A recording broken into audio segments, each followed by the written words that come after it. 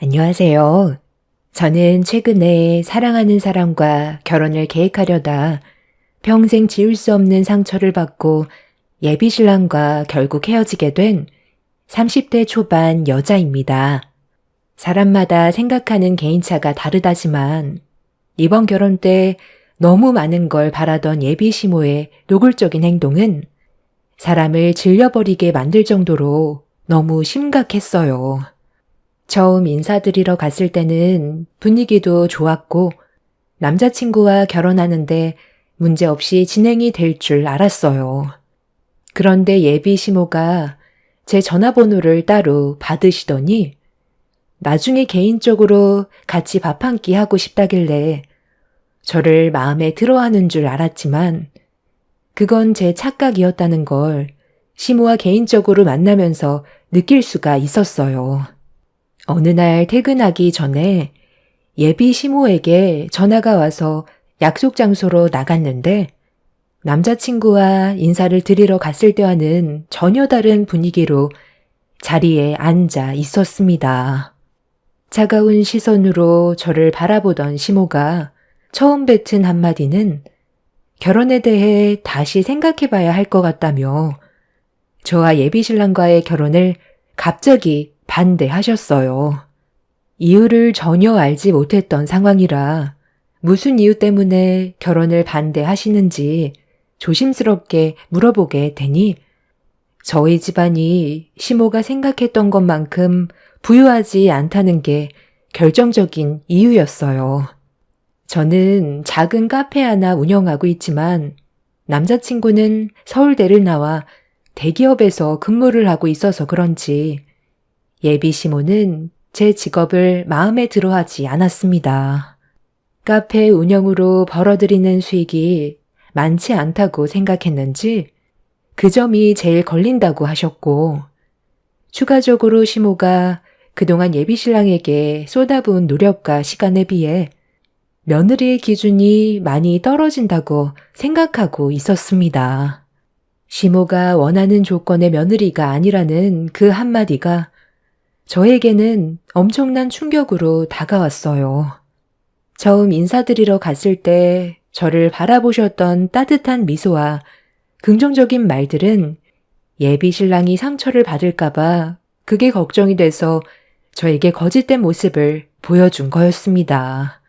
그런 사실을 뒤늦게서야 알게 된 저는 무슨 말이라도 해야 되는데 저를 강하게 거부하는 모습에 당황했는지 시모의 말을 듣고만 있었습니다. 그렇게 한참 동안 제가 마음에 들지 않는 점들에 대해 쉬지 않고 떠들던 시모는 남자친구가 상처받지 않게 최대한 좋게 헤어지길 부탁하면서 테이블 위에 봉투 하나를 올려놓으셨어요. 아침 드라마에서나 보던 그런 장면을 제가 직접 경험하게 될 거라곤 정말 상상조차 하지 못했었는데 봉투 안에 있던 내용물을 확인해 보라는 말에 떨리는 손으로 봉투를 열어 확인을 하는 순간 가슴이 철렁 내려앉았습니다. 어머니, 저보고 지금 이걸 받으라고 주신 건 아니죠? 헤어지는 조건으로 이 돈을 준다 해도 제가 받지 않을 거라는 거 아실 텐데요. 다시 도로 가져가세요. 네가 어차피 이 돈을 받지 않는다 해도 둘의 결혼은 이루어질 수 없다는 거 내가 충분히 설명해 줬는데 머리가 있다면 그 돈 받아야지. 상황 판단이 그리 느려서 되겠어? 고집 부린다고 달라질 수 있는 게 아니란다. 네가 아무리 내 아들과 결혼하겠다고 버텨봤자 나는 너를 며느리로 받아들일 수 없고 여기서 멈추지 않는다면 감당하기 힘들 정도로 안 좋은 상황까지 경험하게 될 거다. 서로 얼굴 붉히지 말고 최대한 좋게 이쯤에서 마무리하는 게 좋지 않겠니? 그 돈 받아도 내 아들한테 얘기하지 않을 테니까 내 호의를 거절하지 않았으면 좋겠다. 헤어져 달라는데 돈까지 지어주는 사람이 어디 있어? 네가 내 아들과 함께 놀아준 시간들에 대한 보상이니까 부담 갖지 않고 넣어놔도 된다. 너희 집안 그렇게 잘 살지도 못한다면서 그 돈 앞으로 먹고 사는데 어느 정도 도움은 되지 않겠어? 무조건 거절하는 것보단 현재 어떤 상황인지부터 파악하는 게 좋을 것 같은데 헤어지는 조건으로 3천만 원이면 정말 괜찮은 거 아니니? 저는 더 이상 대화 자체를 하고 싶지 않아 예비 시모에게 돈 봉투를 다시 돌려준 뒤 자리에서 먼저 일어나려 하자 두 번의 기회는 없을 거라면서 후회하지 말라고 무섭게 노려보셨어요. 살면서 이런 치욕을 느껴본 적이 없었던 터라 정말 기분이 안 좋았어요. 이럴 거면 처음부터 제가 마음에 들지 않는다고 말했으면 결혼에 대해 남자친구와 진지하게 다시 대화를 했을 텐데 결혼을 허락해 준 것처럼 행동하셔놓고 뒤늦게 집안 때문에 반대한다는 말을 꺼냈을 땐 기분이 상당히 안 좋았어요. 저를 대했던 모든 행동들이 가식이라는 걸 뒤늦게 알게 됐을 때 앞으로 이 상황을 어떻게 헤쳐나가야 할지 걱정이 많았습니다. 사랑하는 사람과의 결혼이 불가능할 거라곤 전혀 예상하지 못했었는데 돈 봉투가 제 앞에 놓였을 때 억지로 결혼한다면 분명 저에게 씻을 수 없는 상처가 될지도 모른다는 안 좋은 느낌이 들어 결국 자리에서 일어나 카페를 나왔고 예비 신랑한테 이런 상황을 알렸어요. 혼자서 고민하는 것보단 같이 헤쳐나가는 게 훨씬 좋은 방법인 것 같아 따로 만나 대화를 이어나갔고 제 말을 믿기 힘들어하던 예비 신랑도 상당한 충격을 받은 것 같아 보였어요. 그리고 이 문제가 예비 신랑을 통해 시부의 귀에까지 들어가게 되면서 분위기는 점점 더 심각해지고 있었습니다. 시부는 저와 남자친구의 결혼을 허락하셨었고 예비 시모 또한 따로 만나기 전까진 결혼 허락에 긍정적인 의사표현을 했었기 때문에 하루아침에 바뀐 태도에 대해 납득할 만한 이유를 물어봤지만 예비 시모는 설명을 하기보단 제가 남자친구한테 단둘이 나눴던 대화와 돈 봉투까지 나왔었다는 상황들에 대해 말했다는 걸 상당히 안 좋게 보고 있었어요. 저 또한 예비 시모의 행동을 이해할 수 없었기 때문에 납득하기 힘들어 알린 것뿐이지 다른 이유는 없었습니다. 남자친구와 결혼을 하지 못하고 헤어져야 될 충분한 사유가 아닌 것 같았거든요. 결국 저는 다시 예비 시댁으로 불렸고 모두가 한자리에 모여 심각하게 대화를 이어나갔지만 문제가 해결되기보단 서로의 감정만 격해지고 있었습니다. 내가 능력도 없는 저런 평범한 여자를 며느리로 들이려고 지금까지 내 아들에게 온갖 정성을 다 쏟았는지 알아? 안 된다고 했으면 여기서 끝내면 되는 거지. 서로 얼굴을 붉혀야 되겠어? 내가 조용히 따로 불렀을 때는 이런 문제가 생기는 걸 원하지 않아서였는데 너의 그 입방정 때문에 지금 가족들 분위기가 어떻게 됐니? 근데 결혼을 한다 해도 나는 이미 너를 반대했었기 때문에 좋은 관계를 유지할 수가 없다. 각자 급이 있는 건데 오르지 못할 나무에 매달려서야 되겠어? 어머니, 저희 연애만 5년 했어요. 그만큼 진지한 만남을 이어나갔었고 결혼까지 생각했었어요. 분명 처음 인사드리러 왔을 땐 이 결혼 긍정적으로 생각하셨잖아요. 그건 내 아들이 상처받는 모습을 보고 싶지 않으니까 앞에선 그냥 좋게 넘어가려 했던 것뿐이지 이미 속으론 네가 마음에 들지 않아 심적으로 상당히 불편했었다. 그 시간이 나에게는 얼마나 곤욕스러웠는지 알아? 그래서 너를 따로 만나자고 했던 거고, 최대한 좋게 해결 보려고 5년에 대한 보상금까지 챙겨줬으면 눈치껏 빠질 줄도 알아야지. 상황을 이렇게까지 안 좋게 만들어? 결혼만 한다고 해서 끝나는 문제가 아니라는 걸 얘기해줬으면 인정하고 다른 남자 만날 생각해야지. 네가 감히 우리 가족을 분열시키려 들어? 당신도 내가 충분히 설명했으면 알아들어야지. 왜 저의 편을 들고 있는 건데? 서로 좋아서 5년을 만나왔는데 결혼 허락 못하겠다는 한마디로 둘 사이를 갈라놓는 건 둘에게 너무 큰 상처를 주는 거잖아. 아직도 서로는 진심으로 사랑하고 있는데 우리가 부모라는 이유 하나로 막아서는 건 문제가 있는 거지. 예비 며느리가 당신이 정한 기준에 미치지 못한다 해도 아들을 위해서 이 결혼 허락해 줄 수도 있는 거잖아. 당신이 아무리 반대를 해봤자 둘 사이를 갈라놓을 수 있을 것 같아? 오랜 시간 연애한 만큼 서로에 대한 확신이 있어서 신중하게 결정을 한 거지. 소꿉장난하고 있는 게 아니잖아.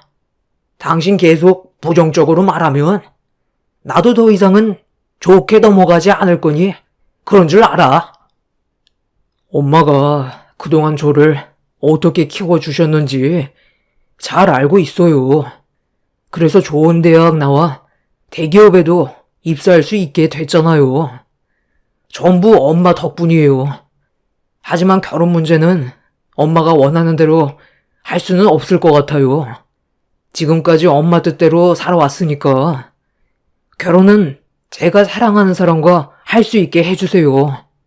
능력 좋고 집안이 잘 산다 해도 제가 마음에 들지 않는다면 그 결혼 생활은 오래가지 않을 거고 결국 그 끝은 이혼에 대한 아픔뿐이겠죠. 엄마도 아빠를 사랑해서 결혼한 거지 아빠가 가진 뒷배경을 보고 만난 건 아니잖아요. 그때는 서로가 찢어지게 가난해서 입에 풀칠하는 것도 어려웠었다면서요. 그런데 지금은 아빠가 하는 사업이 성공적으로 운영이 되고 있어서 남부럽지 않은 삶을 살고 있잖아요. 그때랑 지금이랑 같냐고 하시겠지만 사랑을 선택한 건 다르지 않잖아요.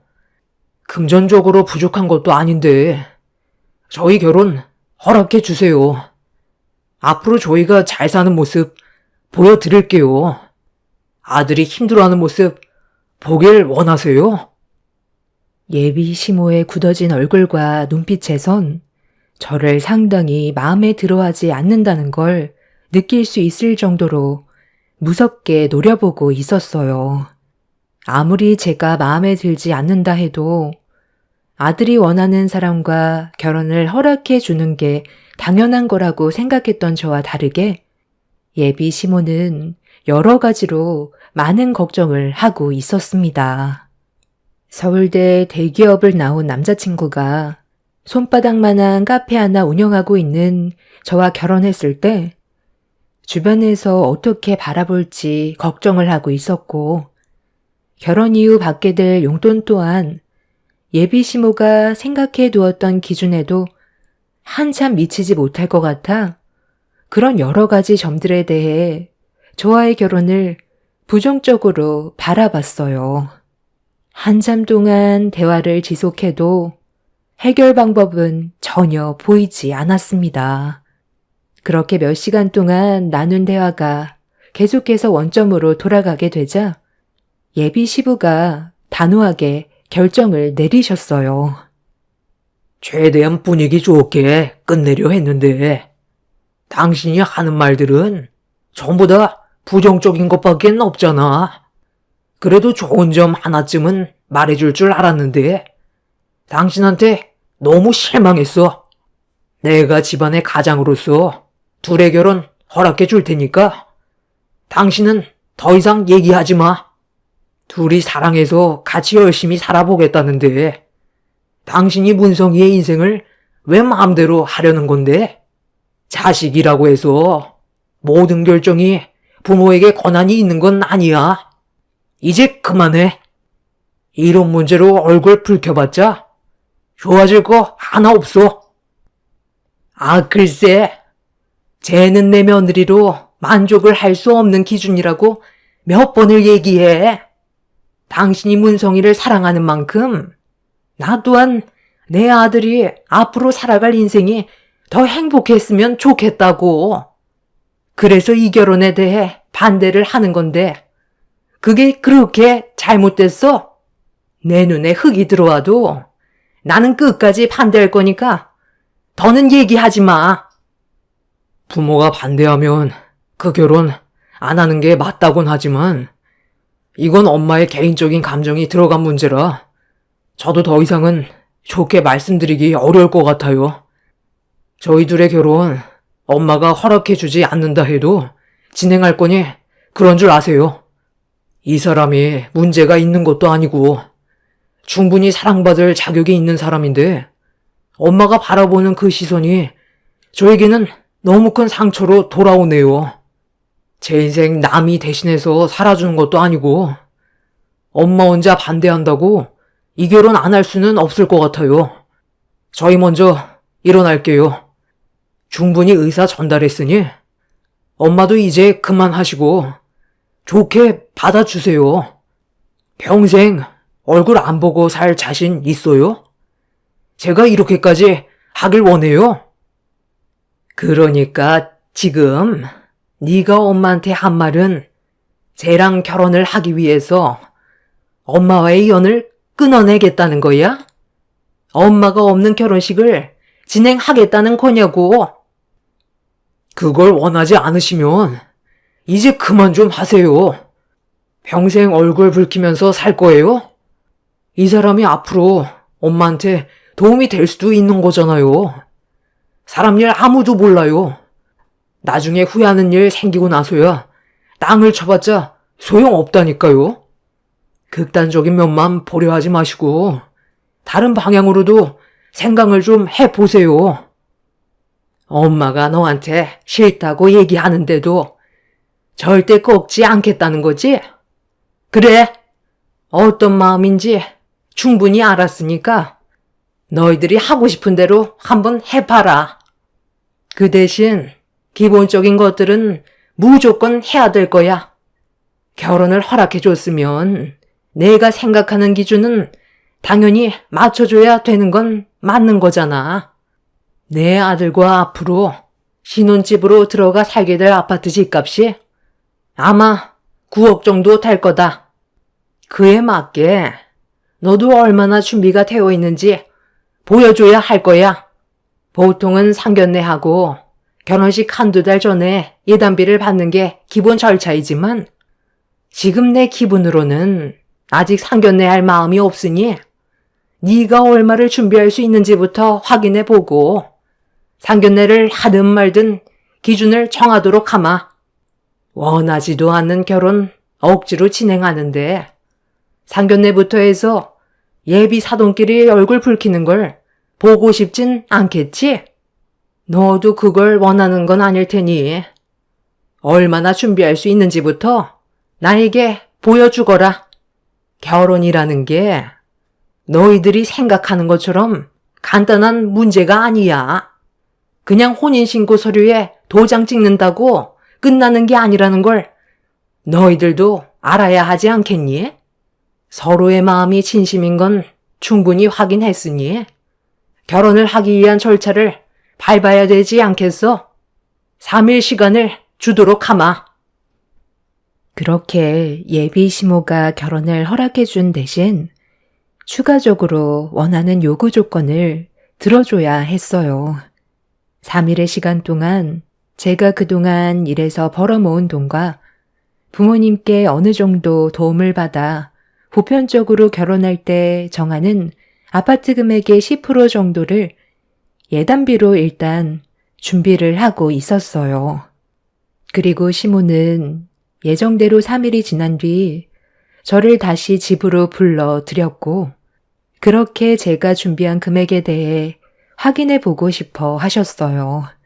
그래서 가방에 있던 통장을 꺼내 시모에게 보여주었습니다. 지금 이 통장에 있는 9천만 원이 예단비로 준비한 금액인 거야? 아니, 어떻게 내 아들과 결혼을 하면서 9천만 원만 준비할 수가 있는 거지? 상식적으로 생각을 좀 해봐라. 너는 그냥 전문대조래.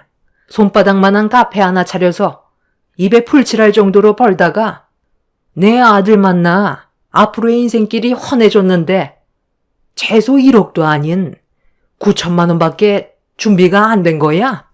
내가 너한테 3일의 시간을 준 이유가 뭐라고 생각하니? 그때까지 네가 마련할 수 있는 돈을 최대한 끌어모으라고 3일을 준 건데 내 말 뜻을 못 알아들은 건지 아니면 정말 9천만 원의 돈이 전부인 거야?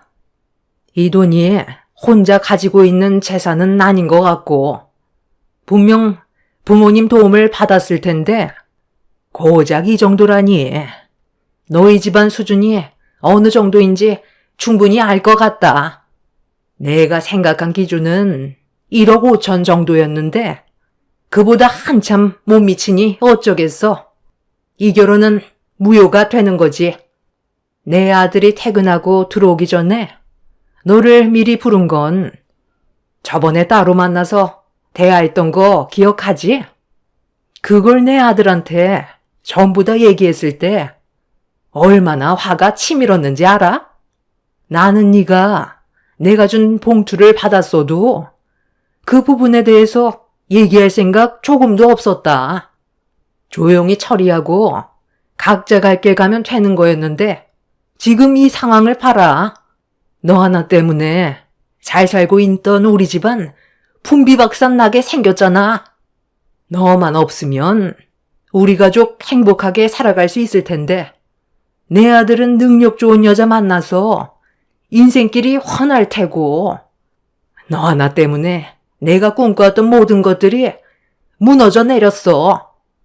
당장 헤어지고 다시는 내 앞에 나타나지 마라.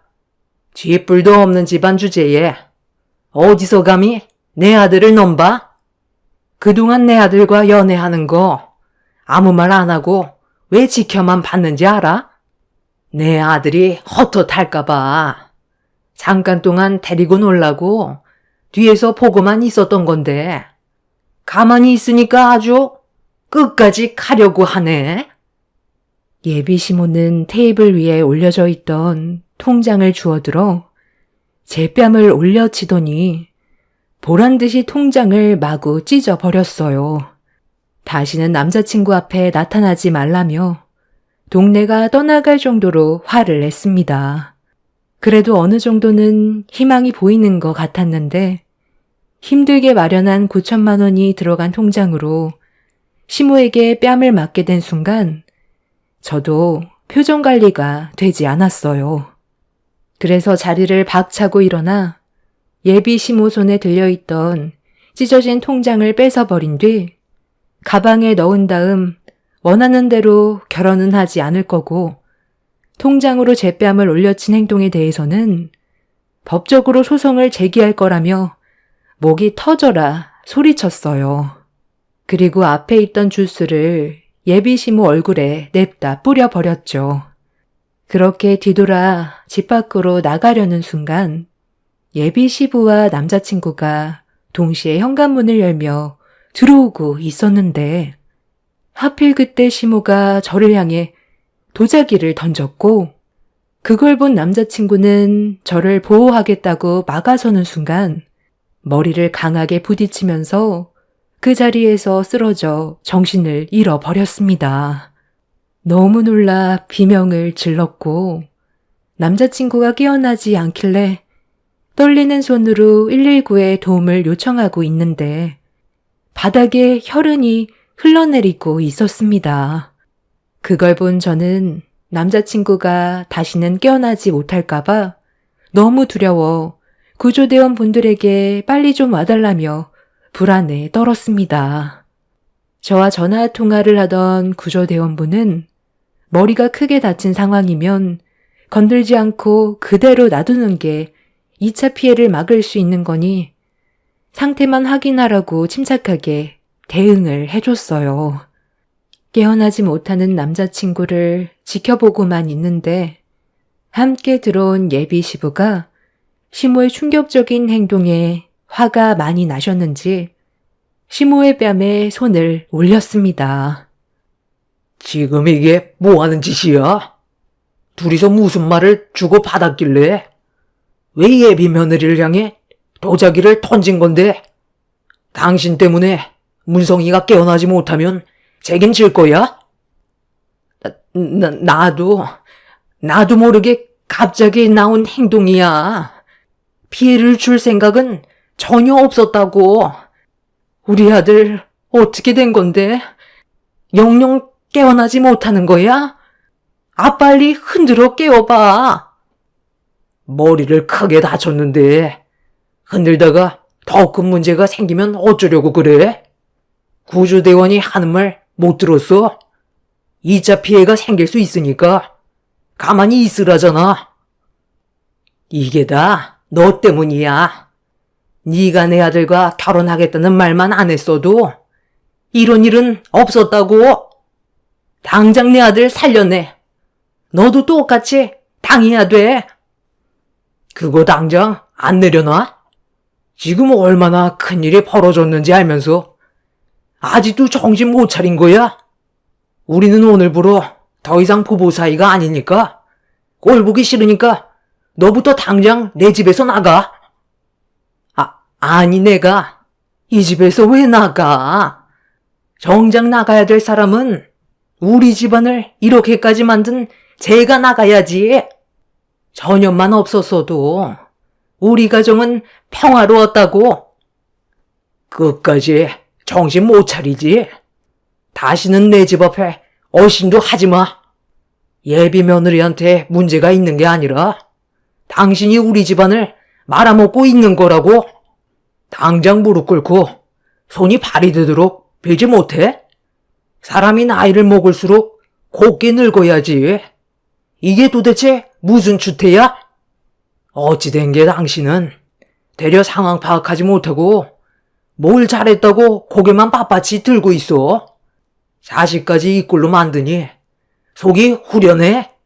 경찰 조사 진행되면 당신이 한 행동에 대해 전부 빠짐없이 증언하고 법적 처벌을 똑똑히 받게 할 거야. 나는 절대로 못 넘어가. 예비 시부와 시모는 서로 얼굴을 붉히면서 몸싸움까지 벌이기 시작했어요.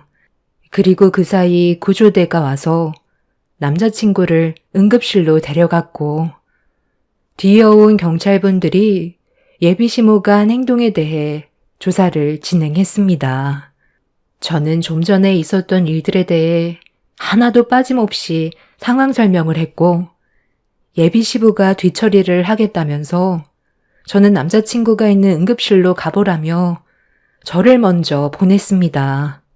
그렇게 남자친구가 입원한 병원을 찾아가 몸 상태에 대해 듣게 됐는데 다행히도 가벼운 뇌진탕 증상만 있을 뿐 심각하게 다친 건 아니라서 하루 정도 입원해 안정을 취한 뒤 태어나면 될 거라는 말을 들을 수 있었습니다.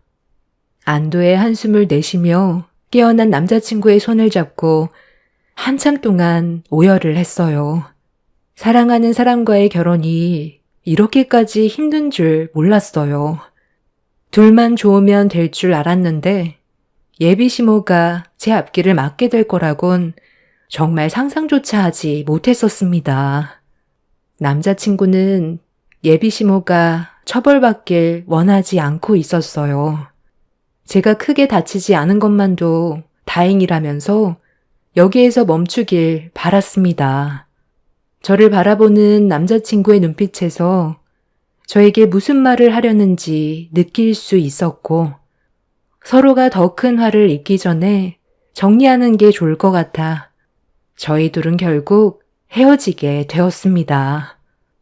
예비 시부와 시모는 그날 이후 서로가 받은 상처가 너무 커서 그런지 이혼을 결정하게 되었고, 예비 시모였던 그 여자는 제가 운영하는 카페에 들어와 통장으로 뺨을 내려친 부분에 대한 잘못된 행동을 인정한다면서 합의금을 던져줬어요. 제가 받은 상처에 대해 처음엔 소송을 진행하려 했었는데 남자친구가 너무 크게 다쳐서 망설이고 있었거든요. 남자친구에게 또 다른 상처가 될까봐 혼자 속으로 삭히고 있었는데 남자친구 어머니가 카페로 찾아와 합의금을 던져줬을 때 사람은 변하지 않는다는 걸 알 수 있었어요. 저 때문에 일어난 일이고 남자친구가 더 크게 다쳤기 때문에 통장으로 내려친 거에 대한 합의금만 보상해 주겠다면서 제 얼굴에 9만 원을 뿌린 뒤 밖으로 나갔습니다. 예비 시부와 이혼을 하고 남자친구가 크게 다쳤는데도 끝까지 정신을 차리지 못한 그 인간을 더 이상 용서하고 싶지 않아 제가 받은 상처에 대해 법적 소송을 진행하려 했지만 저도 참을 만큼 참았던 터라 바닥에 떨어진 9만 원을 들어 밖으로 나간 그 사람에게 달려가 9만 원을 면상에 뿌려버렸어요. 저는 이미 남자친구의 어머니가 사람이 아니라고 판단했기 때문에 저도 똑같이 당한 만큼 갚아줬는데 그동안 참고 참았던 분노를 터뜨리게 되자 남자친구의 어머니는 제 돌발 행동에 많이 놀랐는지 급하게 법대로 하자고 더 큰 목소리를 내길래 인간 취급조차 아까운 그 사람에게 저 또한 법으로 대응하기 위해 현재 준비 중에 있습니다. 남자친구가 저를 보호해주지 않았다면 저에게 불행이 찾아올 수도 있을 만큼 충격적인 일들이었기 때문에 이 부분에 대해서 법적 소송을 진행하려고 변호사와 상담을 했는데 도자기 파편이 튀면서 제 얼굴에도 상처가 났기 때문에 충분히 무거운 형을 내릴 수 있다고 하더군요. 그리고 얼마 전에 남자친구의 아버지가 카페로 찾아오셨어요. 남자친구가 저와 헤어진 뒤 상당히 힘들어한다면서 조심스럽게 다시 시작하길 바라고 있었습니다. 하지만 선뜻 답을 해드리지 못했어요. 두 분이서 이혼은 했지만 또 다른 문제가 생길까봐 힘들 것 같다고 설명을 드렸습니다. 모두에게 축복받는 결혼이 아니라면 그만 접는 게 좋을 것 같다고 생각했어요. 그게 제가 선택한 길이고 나중에 더 좋은 인연이 찾아오는 날이 있겠죠. 정말 힘든 결정이었고 남자친구였던 그 사람도 더 좋은 여자 만나 행복하게 살았으면 좋겠습니다. 제 사연 들어주신 분들 감사합니다. 안녕하세요. 저는 나이 60을 달리고 있는 여자입니다.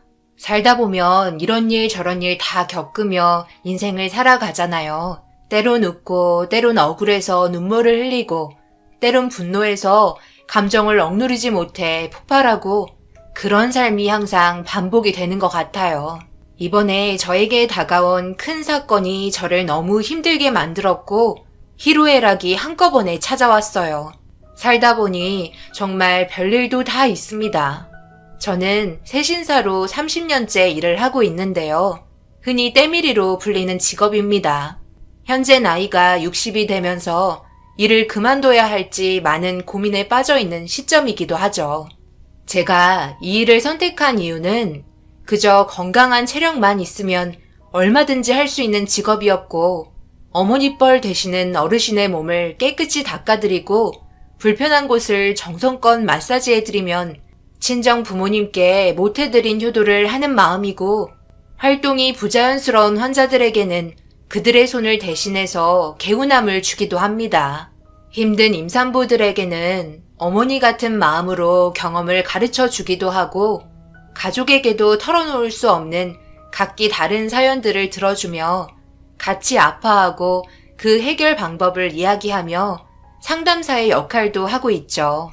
새신사 일을 처음부터 시작하려고 한 건 아니었어요. 30대 후반부터 남편이 막노동 일을 하다가 사고를 당하고 한쪽 팔과 한쪽 다리에 큰 부상을 입게 되면서 집안의 가장은 제가 되어야만 했습니다. 딸아이의 뒷바라지까지 모든 게 제 몫이었어요. 그래서 뭐라도 부딪히려 했었습니다. 그런데 살면서 저에게 삶의 고비란 여기에서 끝나지 않았어요. 남편에게는 또 다른 질병을 가지고 있었고 폐암을 앓고 있었습니다. 처음에는 수술 후유증이나 약물 부작용쯤으로 생각했었어요. 하지만 정밀 검사 결과 폐암 말기 판정을 받게 되었고 5개월 동안 투병하다가 세상을 떠나고 말았어요. 나이도 어린 딸아이를 데리고 일을 하려다 보니 쉬운 게 하나도 없었어요. 그래도 좋았던 건 제 딸을 이뻐해 주셨던 목욕탕 사장님께서 함께 돌봐주셨고 학교 가는 시간 외에는 항상 목욕탕에서 같이 있었습니다. 그런 바쁜 일상을 보내며 녹초가 돼서 집에 들어와 졸려서 투정 부리는 딸을 재우고 조용해진 집안에 멍하니 앉아있다가 시계바늘의 소리만 들리는 적막함이 저를 울렸고 깊이 잠들어 있는 딸이 깰까봐 남편의 액자를 가슴에 묻고 소리 없이 눈물을 하염없이 흘린 게 몇 년이었어요. 사랑하는 사람을 떠나보냈을 때 그때의 충격은 쉽게 가시지 않더라고요. 그래도 정말 다행이었던 건 저희는 대출은 하나도 없이 시작했기 때문에 돈을 버는 족족 모아둘 수 있었습니다. 그렇게 한 곳에서 떼수건 하나로 제 딸아이 뒷바라지 전부 다 해줬어요. 아이가 커가면 커갈수록 저 또한 목욕탕에 머무는 시간이 점점 늘어났어요. 한 사람이라도 더 받아야 한 푼이라도 더 벌잖아요. 그렇게 열심히 살다 보니 제 딸은 서울 의대를 입학하게 되었고 동네가 떠들썩해질 정도로 잔치가 열렸습니다. 그때 살면서 제일 많은 눈물을 흘렸던 것 같아요. 그동안 힘들었던 걸 한 번에 보상받는 느낌이었고 앞으로 제 딸은 가난에 힘들어하지 않아도 된다는 거에 너무 감사했어요. 앞으로 꽃길만 걷게 되는 일만 남았다고 생각했어요. 그런데 제 딸이 병원에서 인턴 생활을 하던 중 만나고 있는 남자가 있을 것 같다는 느낌이 확 느껴졌고 그때부터 딸의 모든 걸 알아보게 되었어요. 그렇게 며칠간 딸의 행동들을 전부 파악하고 조사한 결과 제가 생각한 게 맞았습니다. 딸은 병원 내에서 사내 연애를 하고 있었어요. 얼마 전에 내가 병원에 볼 일이 있어 잠시 들렸는데 성경이 너 병원에서 연애하고 있더라. 언제부터였니? 언제 왔다 가셨어요? 저한테 말이라도 한마디 하시지. 거의 1년 됐어요. 정말 진지하게 만나고 있으니까 걱정 마세요. 성경이 네가 알아서 잘 처신할 거라고 생각하지만 그래도 엄마한테 한마디 정도는 해줬어야지. 네가 근무 중이라서 그냥 나왔단다. 그럼 그쪽 집안에서는 알고 있는 거야? 진지하게 만나고 있으면 결혼도 생각하고 있을 거 아니야. 만나고 있는 남자도 중요하지만 그 집안도 봐야 돼. 의사 집안이면 잘 사는 집안일 텐데 엄마는 우리 딸이 무시당하지 않고 좋은 집안에 시집 갔으면 하는 바람이다. 딸은 걱정하지 말라면서 저번에 통화 한 번 했었다며 조만간 인사드리러 갈 거라고 들뜬 표정을 보이고 있었어요. 저희 딸 나이가 적은 나이도 아니고 좋은 남자가 있다면 결혼해서 빨리 자리 잡아 안정된 삶을 살길 저도 원했어요. 딸에게는 말하지 않았지만 몇 번이나 병원에 몰래 찾아가 둘의 사이를 조심스럽게 지켜보고 있었습니다. 상당히 많이 가까워 보이는 사이였어요. 정말 진심으로 사랑하는 것 같은 눈빛을 주고받고 있었고 별 문제 없으면 조만간 결혼하겠다는 말이 나올 것 같아 마음의 준비를 하고 있었습니다. 그리고 예상했던 대로 딸의 입에서 결혼하고 싶다며 인사시키러 오겠다는 말을 꺼냈어요. 남자 측에는 인사드리러 언제 가냐고 물어보니 저희 집부터 방문하고 다음에 남자 측 방문할 것 같다며 주말에 둘 다 시간이 비는 날 점심 약속을 잡고 식당에서 만나게 되었습니다. 보통 집에서 많이들 하지만 저희 집이 좋지 않아 제가 분위기 좋은 식당에서 봤으면 좋겠다고 했어요. 그렇게 정식적으로 저에게 남자는 처음으로 인사시켰고 밝게 웃으며 바라보는 인상이 좋아 보였습니다. 온화하고 여유로워 보이는 분위기는 저희 집안과는 차이가 많아 보였어요. 이렇게 얼굴 보게 돼서 정말 반가워요. 성경이 입에서 결혼하고 싶단 말이 나왔을 때 얼마나 놀랐는지 몰라요. 이렇게만 봐도 둘이서 얼마나 많이 사랑하고 있는지 알 수 있을 것 같네. 서로 같은 직업이라서 공감대도 많을 것 같아요. 아무래도 그렇죠. 말씀 편하게 하세요. 대화하는 부분에 있어 서로 공감되는 것들이 많아요. 저도 많은 여자를 만나본 건 아니지만 성경이는 언제나 밝은 모습을 잃지 않고 긍정적인 마음을 가지고 있어서 저에게 많은 활력소가 되는 여자예요. 옆에만 있어도 성경이의 존재감이 저를 더 빛나게 해주고 힘이 되어줄 수 있다는 걸 느꼈을 때부터 성경이를 놓치면 평생 후회할 것 같다는 마음이 들었어요. 평생 성경이에게 웃음을 잃지 않게 모든 걸 다 바쳐 사랑해 주도록 하겠습니다. 그러니 저희 결혼 허락해 주세요. 엄마, 제 성격 알죠? 아닌 건 확실하게 끝맺는 성격이잖아요. 이 사람은 정말 저를 진심으로 사랑해주고 있어요. 그래, 무슨 말인지 잘 알겠어. 나도 서로 진심을 다해 사랑한다는 걸 알 것 같네. 그래서 결혼을 허락해주고 싶다만 아무래도 집안의 차이가 많이 날 텐데 그럼 결혼하는데 걸림돌이 되지 않을까? 우리 집안이 부유한 건 아니잖니. 그런 건 걱정하지 마세요. 저희 부모님 그렇게까지 돈 때문에 예민하신 편은 아니세요. 제가 그건 확실하게 말씀드릴 수 있을 것 같네요. 그리고 집안 차이가 뭐가 중요해요. 서로 잘 살아가면 되는 거죠. 제가 저신 잘하겠습니다. 성경이와 만나는 남자는 대화하다 보니 의욕이 너무 앞선 것 같았어요. 그래서 그건 자기의 생각일 뿐 부모 입장에서는 그렇지 않을 수도 있다며 걱정하는 눈빛을 보이자 저를 안심시켜 주려고 말이 많아지기 시작했습니다. 아무래도 제가 결혼을 반대할 수도 있을 것 같다는 느낌이 들었던 것 같아요. 정말 아무 일 없이 결혼까지 한다면 저는 바랄 게 없겠지만 부유한 집안이 가난한 집안에 결혼시킨다는 건 상대적으로 다르잖아요. 그래서 걱정을 안 할 수 없었습니다. 그렇게 서로 많은 대화가 오고 가면서 이 남자가 우리 딸을 정말 사랑하고 있다는 걸 계속해서 느낄 수 있었고 걱정했었던 자리가 마무리되면서 한숨 돌릴 수 있었어요.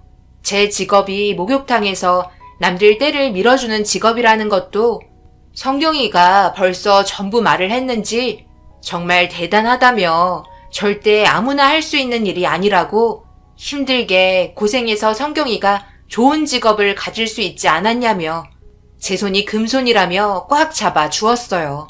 그 노력이 손만 보면 알 수 있다고 앞으로 자기들이 잘할 테니 걱정하지 말라면서 제 눈에 눈물을 쏟게 만들어 버렸습니다. 인성 바르고 어른을 공경할 줄 아는 바른 사람이라는 걸 그때 확실하게 느꼈어요. 저는 우리 딸 잘 부탁한다며 즐거운 시간 보내고 나중에 얼굴 볼 수 있으면 그때 다시 보자고 하곤 헤어졌습니다. 집으로 돌아오는 동안 그동안 고생했던 게 한 폭의 그림처럼 스쳐 지나갔고 그 긴 시간을 참고 버텨왔기 때문에 우리 딸이 좋은 남자 만나 행복하게 살 수 있는 것 같아 보상받은 느낌이 들었어요. 집에 들어와서 남편의 사진을 바라보며 한참 동안 슬픔의 눈물이 아닌 행복의 눈물을 쏟아내었습니다. 그렇게 얼마의 시간이 흐르고 딸이 집에 들어왔어요. 자기가 만나는 남자 어땠냐고 입에 모터를 단 것 마냥 제가 느낀 점들에 대해 궁금했는지 이것저것 물어봤고 그렇게 한참 동안 딸과 제대로 잠도 못 자고 새벽 늦게까지 대화를 이어나갔습니다. 그리고 조만간 남자 집안에 인사를 드리러 갈 것 같다며 약속 날짜까지 잡은 것 같았어요. 모든 일이 순조롭게 잘 끝나길 간절히 기도했어요. 우리 딸의 인생만큼은 어려움 없이 제대로 된 삶을 살게 해달라고 자고 있는 딸의 손을 잡고 한참 동안 하늘에 기도했습니다. 그렇게 다음날 평소처럼 각자의 삶으로 돌아갔고 저는 제 위치에서 할 수 있는 일을 최선을 다하며 시간을 보내고 있었어요. 성경이는 저에게 점심시간 맞춰 전화를 걸었고 그 남자와 함께 영상통화로 안부를 물었습니다. 세세한 거 하나하나 신경 써주려는 모습이 보기 좋았어요. 그걸 본 목욕탕 사장님이 조금 했던 어린아이가 벌써 결혼하겠다고 남자 소개해 준 거 보면 정말 시간이 빠르다면서 그동안 함께한 추억들 때문에 그런지 눈시울을 붉히시더라고요. 목욕탕 사장님도 성경이를 딸처럼 생각하고 돌봐주셨기 때문에 저와 같은 마음인 것 같았어요. 그렇게 하루하루 둘의 사랑을 옆에서 지켜보다 보니 어느새 주말이 찾아왔고 여유롭게 저녁 약속으로 시간을 잡은 것 같았습니다. 워낙 바쁘신 분들이라서 시간 약속이 몇 번이나 미뤄졌었거든요. 저는 사람이 많은 주말에 한 푼이라도 더 벌기 위해서 열심히 일을 했고 점심시간이 다가와 목욕탕 정리를 하고 있는데 어떤 손님이 저를 부르더라고요.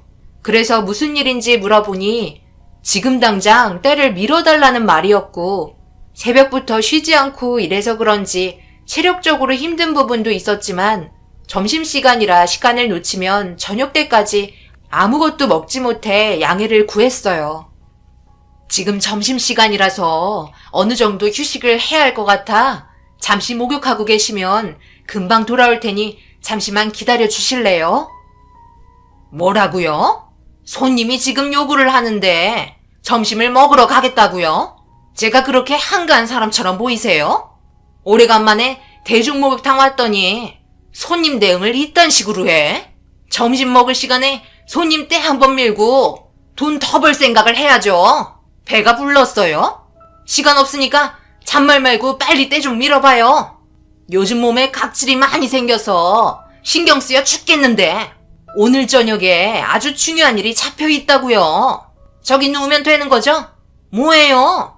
빨리 오지 않고 시간 없다니까. 너무 일방적으로 나오시는 바람에 정말 급한 것 같아 어쩔 수 없이 때를 밀어드렸어요. 목욕탕 사장님은 점심시간인데도 제가 나오지 않자 목욕탕으로 들어오셨고 제가 힘들게 일을 하고 있는 모습에 점심시간인데 뭐 하는 거냐고 눈짓을 보이길래 먼저 먹으라며 손짓했어요. 매일 점심을 같이 먹거든요. 1시간 정도 늦게 먹는다고 해서 크게 달라질 건 없기 때문에 정성껏 때 밀어 드렸습니다. 그런데 무슨 요구사항이 그리 많은지 처음부터 자기가 말하는 대로 움직이지 않으려 해서 그런지 기분 나쁜 말투로 계속 제 심기를 건드렸고 저도 슬슬 짜증이 올라오기 시작했어요. 그래도 이런 사람 한두 명 겪은 것도 아니라 참고 넘어가려 했습니다. 그런데 얼마나 잘난 사람이길래 사람을 자기 발보다 미친 것처럼 대하려고 하는 행동 때문에 더 이상 참지 못했어요. 저기요, 그렇게 밀어서 내가 밀려요? 좀 빡빡 문댈 수는 없는 거예요? 노인네라 그런지 팔에 힘이 없네. 여기에서 아직까지 일을 하고 있는 거 보니까 정년은 아닌가 봐요. 그럼 나랑 나이대가 비슷해 보이는구만. 자식들은 있어요?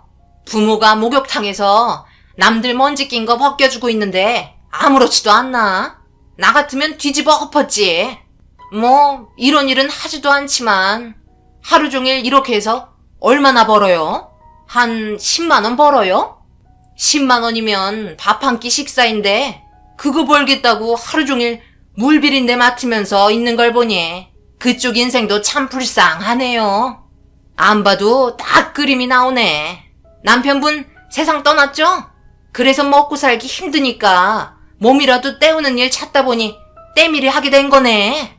하루 종일 뼈 빠지게 고생하는데 인생 참 불쌍하네요.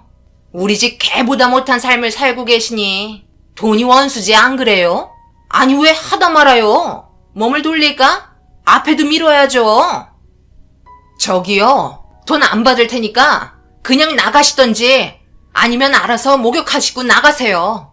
사람이 말이야, 해야 될 말이 있고 하지 말아야 될 말이 있는 거예요. 그쪽 말처럼 나는 이 일을 하고 싶어서 하는 줄 알아? 그쪽은 얼마나 잘났길래 오늘 처음 본 사람한테 말을 함부로 하는 건데? 가진 게 많으면 남들한테 막말하면서 상처 줘도 되는 거야? 그리고 걔만도 못한 삶을 살고 있다고? 내 삶을 그쪽이 한 번이라도 봤어? 뭘 한다고 내 인생을 함부로 판단하는 거야? 돼지 목에 진주 먹거리 걸치면 인생 다 가진 것 같아? 결국 손님은 제 머리채를 잡고 난리를 치기 시작했어요. 순식간에 목욕탕이 난리가 났고 자기 건드린 거 후회할 거라며 가만두지 않겠다고 미친 소마냥 난리치기 시작했어요. 결국 사장님까지 들어와서는 말리기 시작했고 손님은 저에게 갑자기 말도 안 되는 말들을 늘어놓기 시작했습니다. 자기 몸이 빨갛게 될 정도로 너무 심하게 때를 밀었다며 쓰라리다면서 때도 제대로 밀지 못하는 게 무슨 때밀이를 하냐고 당장 일 시키지 말라면서 저를 자르라는 황당한 말을 사장님께 명령하고 있었어요.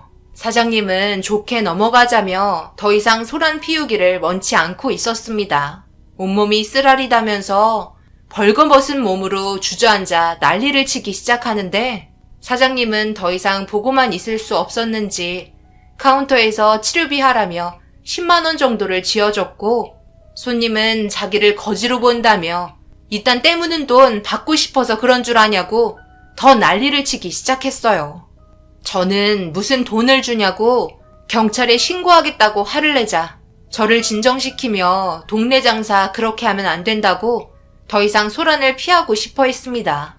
결국 카운터에서 얼마의 돈을 더 쥐어주고 입을 틀어 막았어요.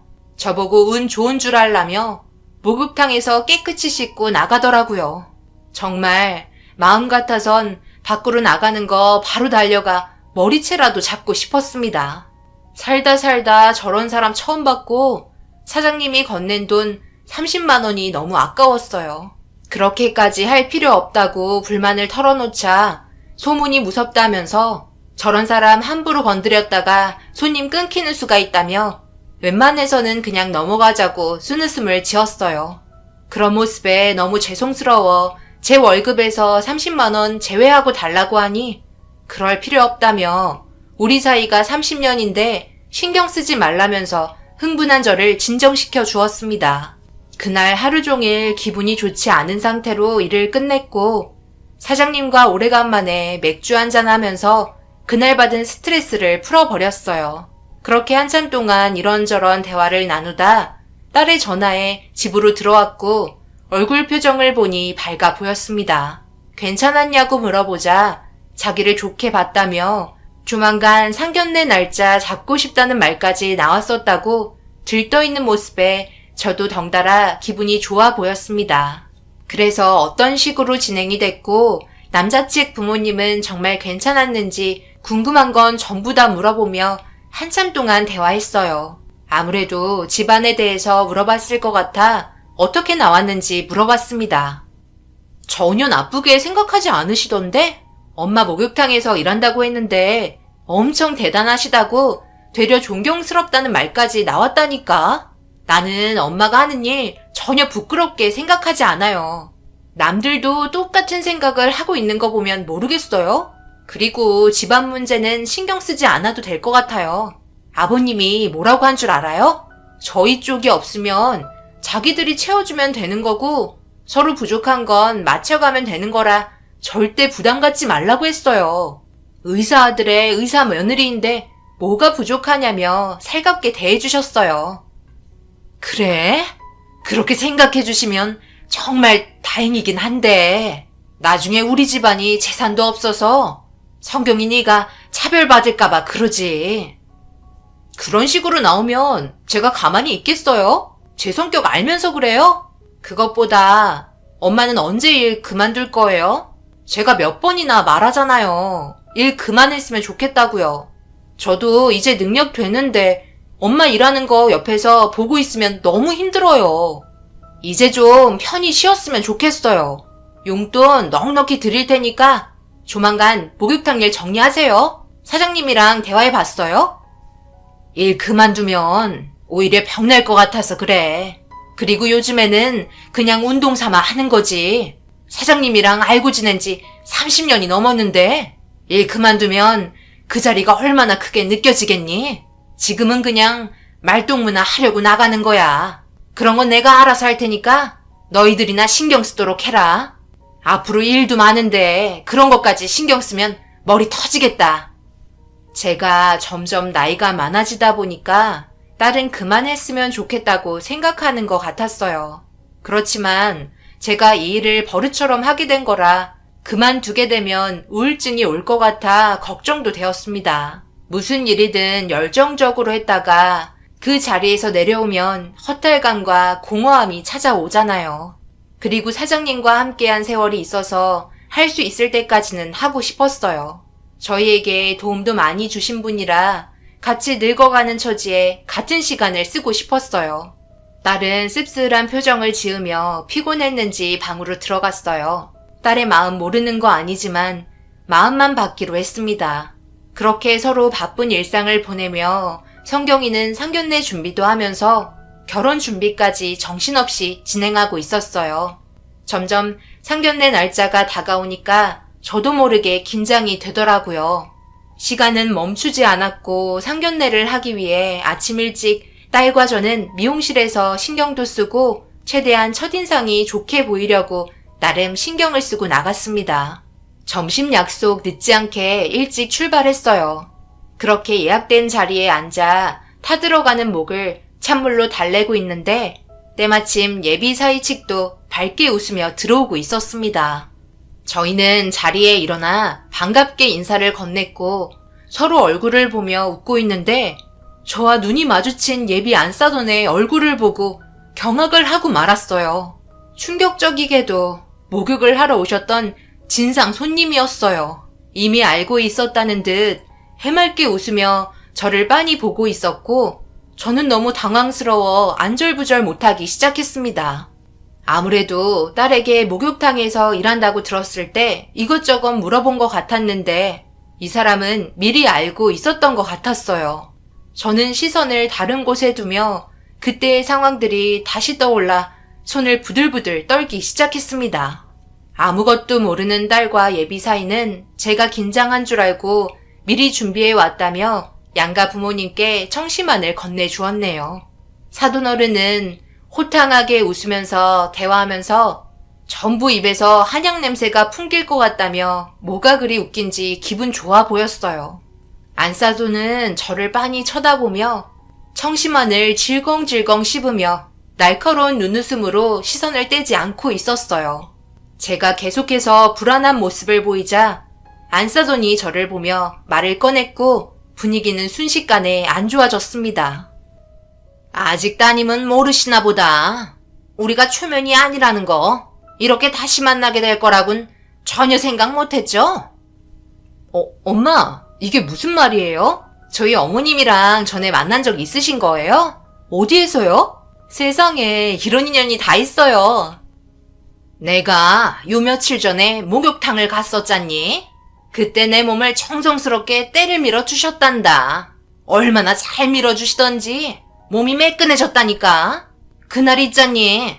너희 인사 온다고 했던 날 그때 만났었단다. 무슨 일이 있었는지 너희 어머니가 얘기 안 했니? 그날 꽤 많은 일들이 있었는데 안 그래요 예비사돈? 아니 성경의 어머님? 이런 인연이 다 있다니 동네 좁아서 얼굴 못 들고 다니겠어요. 저도 이런 식으로 만나게 될 거라곤 전혀 생각하지 못했었네요. 알면서도 상견례를 진행하려고 했다는 건 무슨 이유 때문이죠? 설마 저희 딸에게 상처를 주려고 가면을 쓰신 건 아니시죠? 정말 그렇게 생각하셨다면 저도 가만히 있을 수는 없을 것 같네요. 아니 이게 지금 무슨 말이에요? 어머니 무슨 안 좋은 일이 있었어요? 저희가 알아들을 수 있게 설명을 해주세요. 내가 말하마. 그게 있잖아. 내가 그날 너무 바빴잖니. 그래서 점심시간 때 들어가게 된 거야. 그래서 제발 부탁한다며 사정사정 얘기했지. 눈물까지 흘렸다니까. 왠 줄 알아? 때를 안 밀어주겠다는 거야. 점심 먹어야 된다고. 그래서 간절하게 부탁하니까 마지못해 해주시더라고. 그것도 엄청 감정을 실어서 빡빡 문대는 바람에 여기 봐봐라. 빨갛게 됐지? 내가 얼마나 상처받았는지 아니? 그래서 서운해서 몇 마디 했더니만 난리를 치면서 내 머리채를 잡았다니까. 그래서 목욕탕이 난리가 아니었어. 저는 안사돈의 거짓말에 자리에서 벌떡 일어났고 안사돈의 말을 듣고 있던 딸과 예비 사이는 정말 그런 거냐며 저를 의심하고 있었습니다. 당연히 그런 거 아니라고 했지만 뱀의 혀를 가진 안사돈은 눈물을 보이는 연기까지 하면서 어떻게 그럴 수 있냐고 기분 좋은 상견례 날 너무 빨리 망쳐버려 미안하다고 자기 감정이 추스러지지 않는다고 그날의 기억이 잊히지 않아 마음고생 심했다면서 자기 남편의 어깨에 털썩 기대더니 펑펑 울더라고요. 정말 너무 어이가 없었습니다. 거짓말이야 어차피 밝혀지게 될 거 저런 식으로 나와서 저를 나쁜 사람으로 만들려고 하는 모습에 너무 화가 치밀어 올랐어요. 딸은 재차 정말 제가 그런 거냐고 물어봤어요. 실망하려고 하는 눈빛을 보내려는 딸에게 단호한 눈빛을 보내며 절대 그런 거 아니라며 제 입장의 상황을 얘기했고 누구의 말이 맞는 거냐고 모두들 당황해하고 있었습니다. 안사돈은 이 결혼은 할 수 없을 것 같다며 먼저 결혼 거부 의사를 밝히면서 입에 담지 말아야 할 말을 꺼내게 되면서 저도 모르게 제 앞에 있던 물김치를 들어 안사돈 면상에 끼얹어 버렸네요. 내가 이런 말까지 안 하려 했는데 아들, 내가 항상 얘기했지? 못 사는 지방과는 결혼 자체를 진행하면 안 된다고. 봐봐라, 인성 나오잖니. 가진 거 없는 사람들은 가진 게 많은 사람들을 어떻게 해서든지 이용해 먹으려고 온갖 거짓말을 한다니까. 더군다나 사돈 어른도 없이 자라온 환경을 봐봐라. 얼마나 악착같이 살아왔겠니? 그럼 그 삶이 순탄치가 않으니까 어떻겠어. 성격도 더럽겠지? 엄마가 하는 말 들어야 아들 너 삶이 평탄한 거다. 혈압 올라서 더 이상 말하기 힘드니까 그만 돌아가자. 딸 하나 의사 만들었다고 부잣집에 엮어서 인생 피려고 하는 무임승차 같은 더러운 마음씨 그만 버리고 가서 때나 미르세요. 당신 말이 좀 심한 거 아니야? 아무리 그래도 그렇지. 여기가 어떤 자리인데 말을 그런 식으로 하는 거야? 지금 그렇게 하는 말은 우리 아들에게도 상처인 거 몰라? 여기 자리가 감정 싸움 하려고 나온 자리야? 왜 이렇게 생각이 없어? 아유, 정말 죄송합니다. 아무래도 저희가 잘못한 것 같은데 용서해 주십시오.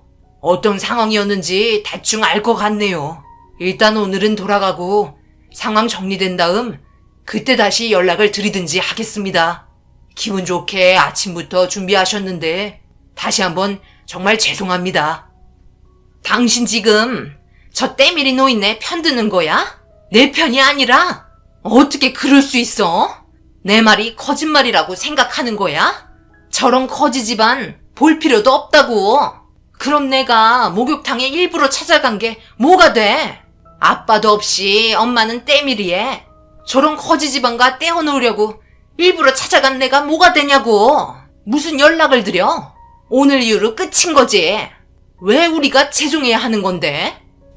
결국 물김치 한 사발 얼굴에 끼얹게 되면서 순식간에 상견례장은 풍비박산이 나고 말았어요. 딸은 그 자리에서 눈물을 흘렸고 예비사이는 어쩔 줄 몰라 하고 있었습니다. 결국 제가 딸의 손을 잡고 상견례장을 먼저 나왔어요. 딸은 너무 순식간에 일어난 일들 때문에 진정이 되지 않았는지 숨쉬기 힘들어했고 예비사이는 걱정이 되었는지 뒤따라 나왔어요. 모든 게 미안하다며 딸의 손을 잡았지만 이미 딸은 마음의 정리를 한 것 같았어요. 눈물을 흘리며 괴로워하고 있는데 예비사이는 강하게 뿌리친 딸의 모습에 다가가지 못하고 있었습니다. 결국 딸은 저를 데리고 택시 타고 집으로 돌아왔어요. 돌아오자마자 바로 방으로 들어가더니 한참 동안 눈물을 펑펑 쏟아내었습니다. 제가 너무 감정적으로 나와 딸에게 너무 큰 상처를 준 것 같아 미안했고 한번 참고 넘어갈 걸 후회하기도 했었습니다. 하지만 저런 성격을 가진 안사돈 밑에서 시집살이 안 봐도 비디오라 제 마음 또한 심란한 상태로 소파에 앉아 멍하니 땅만 바라보고 있었네요. 그런데 예비 사이에게 전화가 왔는지 서로 소리 높여 싸우기 시작하더라고요. 어른 싸움에 자식들까지 싸우게 되니 가슴이 미어져 왔어요. 그런데 딸은 예비 사위에게 절대 용서하지 않을 거라며 분노를 표했고 헤어지자는 통보를 했습니다. 결국 둘의 관계가 정리가 된 것 같았어요. 그런데 이때부터 문제가 시작이 되었고 사태는 점점 심각해질 정도로 안 좋게 바뀌고 있었습니다. 딸은 목욕탕에 찾아와 사장님에게 모든 내용을 듣고 계산대의 CCTV까지 확인한 다음 안사돈의 더러운 성격을 전부 알게 되었고 저한테 상처 준 사람을 절대 용서하지 않겠다며 뭔가 계획을 꾸미고 있는 것 같았어요. 이렇게 된 거 그냥 잊어버리자고 했지만 딸은 제 말을 듣지 않았어요. 그렇게 다시 일상생활로 돌아가 딸은 평소와 다름없는 모습을 보여주고 있었는데 어느 날 예비 사위가 저희 집에 찾아왔고 눈물을 흘리며 애원하고 있었습니다. 아무래도 예비 사위는 성경이를 진심으로 사랑하고 있는 것 같았어요. 알고 보니 출근도 하지 않은 상태로 폐인이 되어가고 있는 것 같았습니다.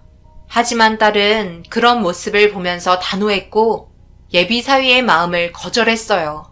그런데 이 사태가 점점 커지자 돌이킬 수 없는 상황을 만들었어요. 예비 사위가 해서는 안 될 행동을 하게 되었고 응급실에 실려갔다는 소식을 듣고 집으로 돌아온 딸의 눈빛은 많이 괴로워 보였어요. 그런데 그날 저녁 누군가 초인종을 눌렀고 인터폰을 보니 현관밖에 안사돈의 얼굴이 비쳤습니다. 저는 당황해서 이러지도 저러지도 못하고 있는데 딸이 안사돈의 얼굴을 보자마자 현관문을 열어주더라고요. 안사돈은 딸의 눈치를 보며 잠시 들어가서 얘기 좀 하면 안 되냐고 물어보자 이런 누추한 곳에 발 들이는 것조차 끔찍할 정도로 싫어하실 텐데 뭘 들어오냐고 화를 냈어요. 당장 나가세요. 얼굴 보고 싶지 않으니까. 이미 다 끝난 사이인데 왜 찾아오신 거죠? 분명 병원에서 싫다고 말했잖아요. 내가 이렇게 무릎 꿇으마. 제발 용서해다오. 이러다 진짜 우리 아들 돌이킬 수 없으면 어떡하니? 전부 다 내가 잘못했다. 우리 아들 일단 살리고 봐야 하지 않겠니? 너도 아직까지 사랑하고 있잖아. 제발 부탁이다. 내가 이렇게 싹싹 빌게. 저에게 왜 잘못을 빌어요? 저희 엄마한테 잘못한 거 아니에요? 제가 모를 줄 알았어요. 목욕탕 가서 CCTV 다 확인하고 왔어요. 정말 인성이 아주 바닥을 치시더라고요. 당신이 뭔데 우리 엄마를 그런 식으로 대해. 그리고 당장 30만 원 주세요. 오히려 영업 방해한 그쪽이 우리 엄마한테 손해배상을 해야 된다고. 빨리 30만 원 안 꺼내? 그리고 우리 엄마한테 가서 손이 발이 되도록 싹싹 빌어요. 그래도 내가 마음이 풀릴지 모르겠지만 진심으로 잘못을 뉘우치는 모습을 보여주라고요. 딸의 말이 끝나자마자 안사돈은 급하게 지갑에서 30만 원을 꺼내 딸의 손에 쥐어줬고 저에게 와서 제 발목을 잡고 곧 기절할 것처럼 오열을 하며 용서를 구하고 있었습니다. 딸은 그런 모습을 지켜보며 진심이 안 느껴진다고 더욱더 크게 화를 내기 시작했고 그 모습에 놀란 안사돈은 몸이 땅에 달라붙을 정도로 납작 엎드려 바닥이 한강이 될 정도로 눈물을 흘리면서 용서해달라고 애원하고 있었습니다. 저는 그런 모습에 자식 가진 입장으로 충분히 이해가 돼서 그만하라며 일으켜 세웠고 사과는 받을 테니 그만 돌아가 달라고 했어요. 안사돈은 딸의 손을 잡으며 한 번만 자기 아들에게 가달라는 말을 끝으로 돌아갔습니다. 그제서야 딸은 털썩 주저앉아 몸을 웅크린 채 눈물을 흘렸고 그 모습을 아무 말 없이 뒤에서 안아줬습니다. 그렇게 딸은 예비 사위와 만나서 극단적으로 헤어진 게 아닌 많은 대화를 한 후에 헤어진 것 같았어요. 그런데 문제가 하나 생겼어요. 예비 사이의 몸에 문제가 생긴 것 같았습니다. 수술을 할 수 없을 정도의 정신적인 충격 때문인지 손을 계속 떨었고 결국 의사직을 내려놓겠다는 결정을 한 것 같았어요. 너무 처참한 결과에 가슴이 아팠지만 사람의 생명을 다루는 문제에 있어 손을 떤다는 건 심각한 상황이었죠. 모든 건 안사돈의 잘못된 행동으로 인해 시작이 된 결과였습니다. 자신의 결과를 받아들이고 충분하게 뉘우쳤는지 모르겠지만 다시 한번 과거의 행동을 돌아봤으면 좋겠어요. 현재 저희는 아무렇지도 않은 듯 일상을 보내고 있습니다. 딸에게도 분명 엄청난 상처가 되었을 테지만 현재까지 잘 버텨주고 있는 것 같아요.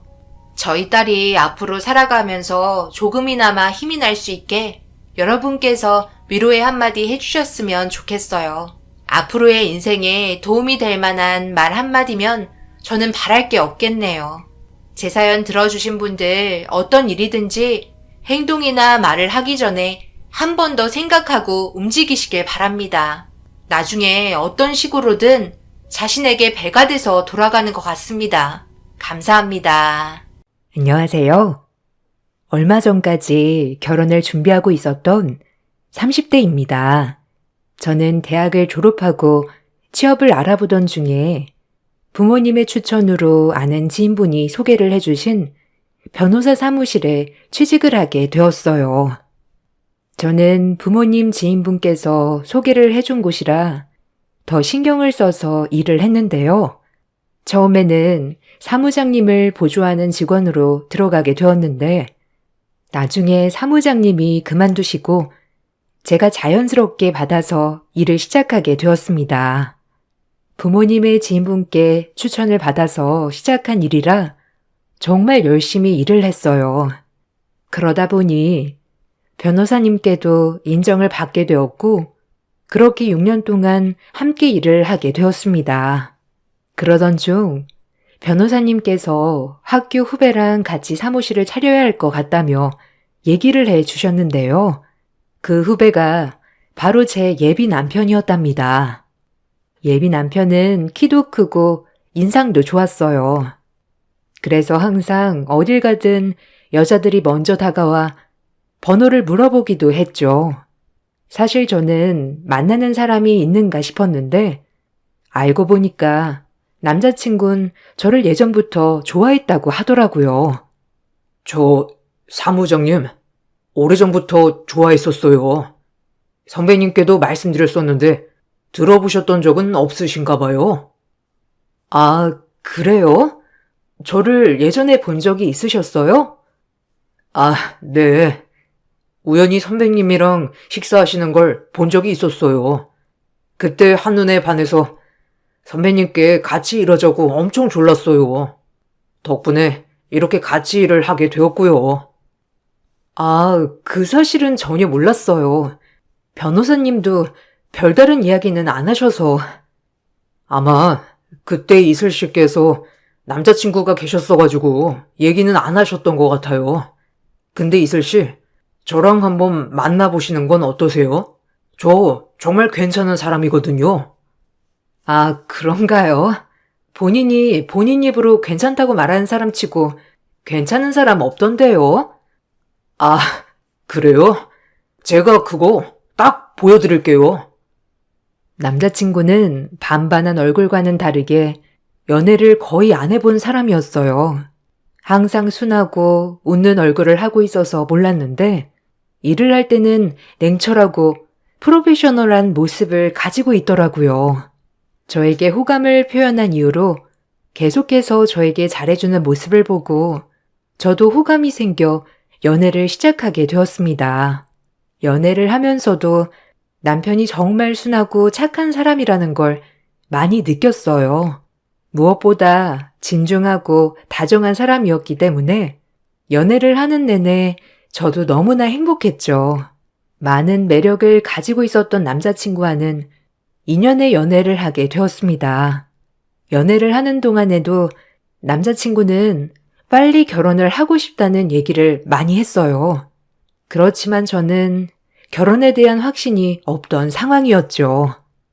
이슬아, 사실 우리가 오래 만나기도 했고 정말 잘 맞잖아. 나는 우리가 결혼을 한다면 더 잘 지낼 수 있을 거라고 생각해. 매일 이렇게 각자 집으로 헤어지는 것보다 같은 집에서 자고 깨고 싶다. 정우 씨, 나는 아직 지금의 생활이 좋아. 결혼하면 아무래도 지금과는 달라질 수밖에 없잖아. 결혼은 아직은 좀 먼 이야기 같아. 정우 씨에게는 미안하지만 나는 아직은 결혼은 안 하고 싶어. 아, 그래? 그 마음 나도 이해해. 그렇지만 결혼한다면 꼭 나랑 하는 거다. 남자친구는 연애를 시작하고 6개월 만에 저에게 결혼을 얘기하기도 했지만 저는 너무 이른 선택이라 생각을 했었죠. 그 이후로도 계속해서 결혼에 대한 이야기를 해왔지만 사실 딱히 결혼을 해야 하나 고민을 했던 것 같아요. 남자친구의 결혼에 대한 생각은 평소 데이트를 할 때도 많이 비춰졌죠. 특히나 남자친구는 자주 저희 부모님을 만나길 원했어요. 남자친구의 본가는 지방이라 부모님을 자주 뵙지 못했는데 남자친구는 저희 부모님을 자주 보았죠. 그럴 때마다 정말 살갑게 대해줬어요. 부모님 역시 외동딸인 저 하나밖에 없었던 터라 아들같이 살갑게 대하는 남자친구가 마음에 드셨죠. 어머님, 아버님, 이번에 휴가 같이 여행 가실래요? 요즘 여행 코스로 나오는 게 많더라고요. 어차피 이슬이랑 저랑 휴가는 맞춰서 쓸 건데 어머님, 아버님도 같이 가시면 좋을 것 같아서요.